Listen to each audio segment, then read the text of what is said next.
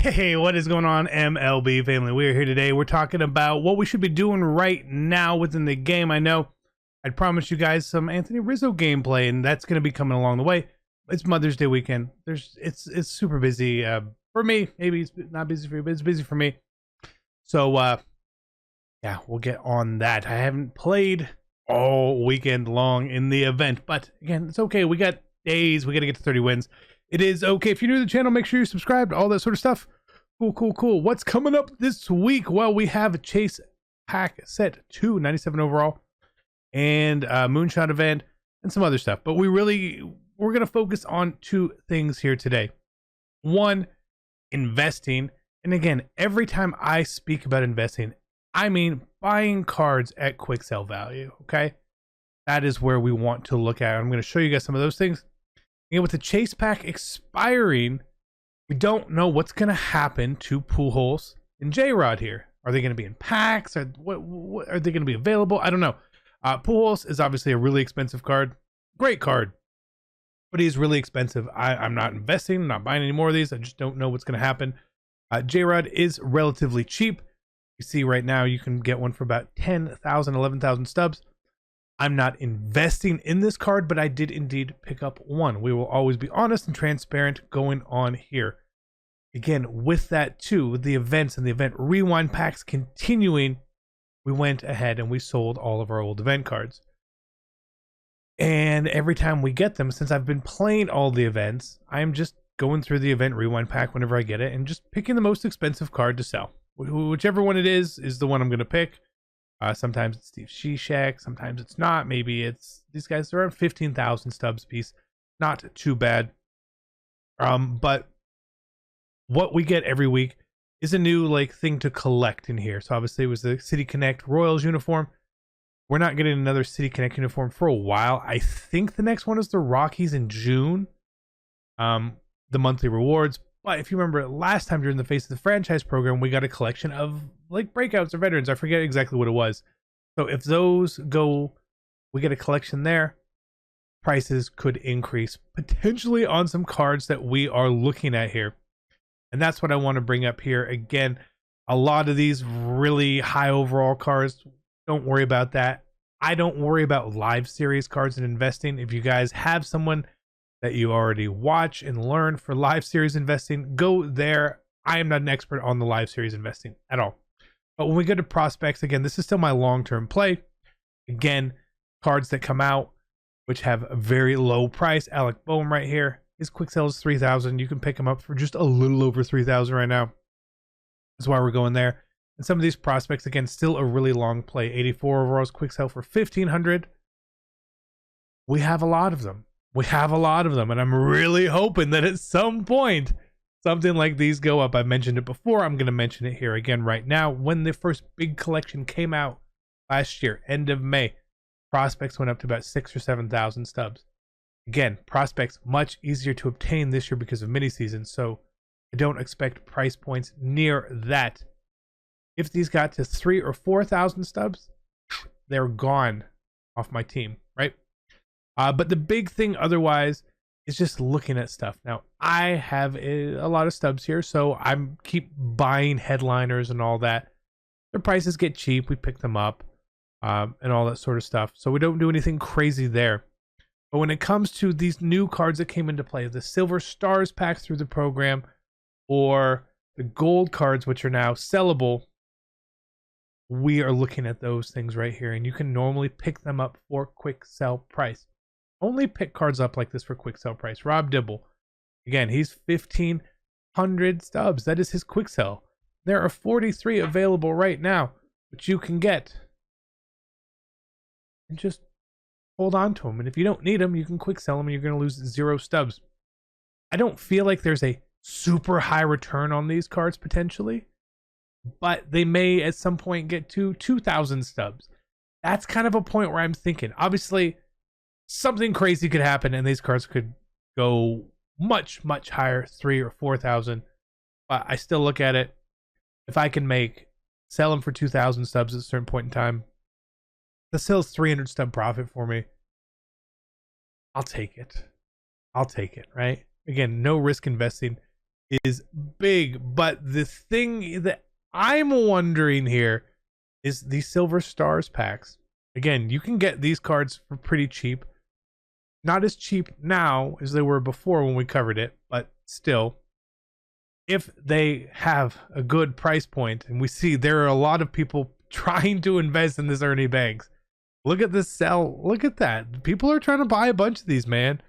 Ernie Banks, Zach Britton, those sorts of guys. Are they in some of the breakouts in here? No, they're not. But again, other things, and when we saw like last time, J.R. Richard was 3,000, went up to 14,000. Wish I bought more. I didn't.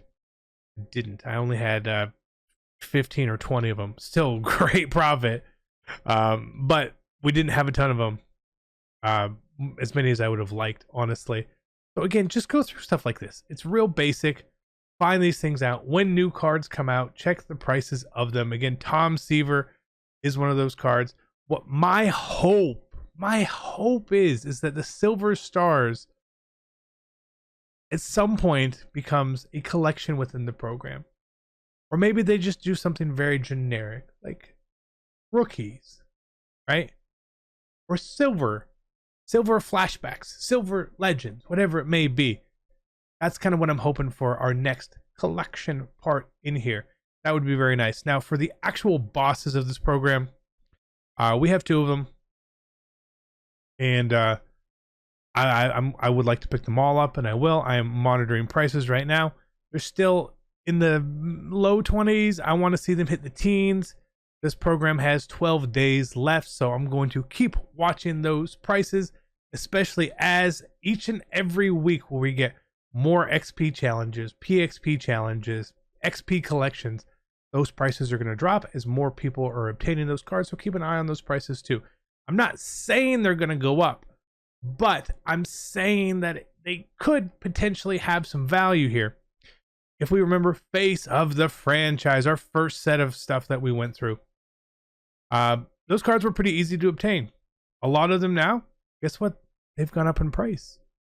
A lot of them, they've actually all gone up in price. Like, why is Sean Murphy 28,000 stubs? How many of those will you need for the collection is honestly the biggest thing on my mind. I have extras here. We have Carson Kelly for 20, Logan Webb for 12, Chrono Wars 15, Belly is 15. Again, I bought some of these extras, and I bought them at like 9,000 stubs. Should we have bought more? We should have, but we didn't. Devin Williams is 17, Votto is 15, Stroman is 12. Again, I didn't get the expensive ones, someone like a Mike Trout, because he was expensive. No point in doing that. Sean Murphy, cards from the West, obviously slightly more expensive. Chapman, good card. Clase, Lou Bob. Again, we have these extras. I don't know what to do with them. Do I sell them off? Do I keep all of our extras that we have? Because we have the 6 that we obviously got that are non-sellable, and the couple I picked up because I wanted to use. Otherwise, look here, we have 3, 4, 5, 6, 7, 8, 9, 10. 10 of these cards. 150 to 200,000 stubs just sitting there. What should we do? I don't know yet. But again, that's why we're keeping an eye on the current bosses for this current program, because again, if their price drops, we want to pick them up. And I don't know the proper price point, and hey, start buying them, but I'm not buying them just yet in the 20s. 15k, ooh, 15k would be a real nice look for them, but we'll see where that ends up. We have 12 days. But that is going to be it here. Let's actually do small bundle here for you guys, just on the way out, a little extra. Probably won't pull anything. That's fine. We'll go back through. I'll clean up my inventory. I've been a little lazy with it this weekend. And that is just me always going to be honest with you guys. I try to keep things as clean as possible, but we have millions of potential stubs down the line coming our way. This 15,000 stubs ain't going to break us, but if you are tight on stubs, don't open these packs. Don't open headliner packs ever. I don't care how stub rich you are. It's a bad idea. It's a bad idea. I opened one. I was like, I'm gonna try to get this. I opened one. Pfft, terrible. It was like a bunch of silver cards. It was gross. Gross. Hate it. But when the chase pack comes out, I have never opened a 75er this year.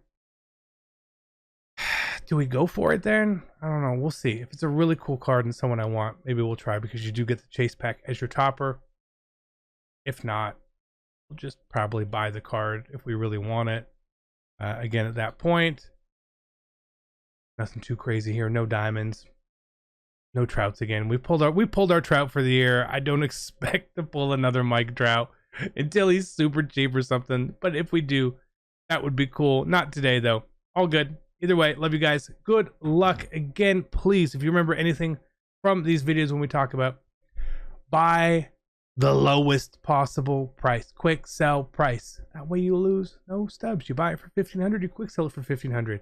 Your risk, this much. Love it. See you guys later. I'm out. Peace.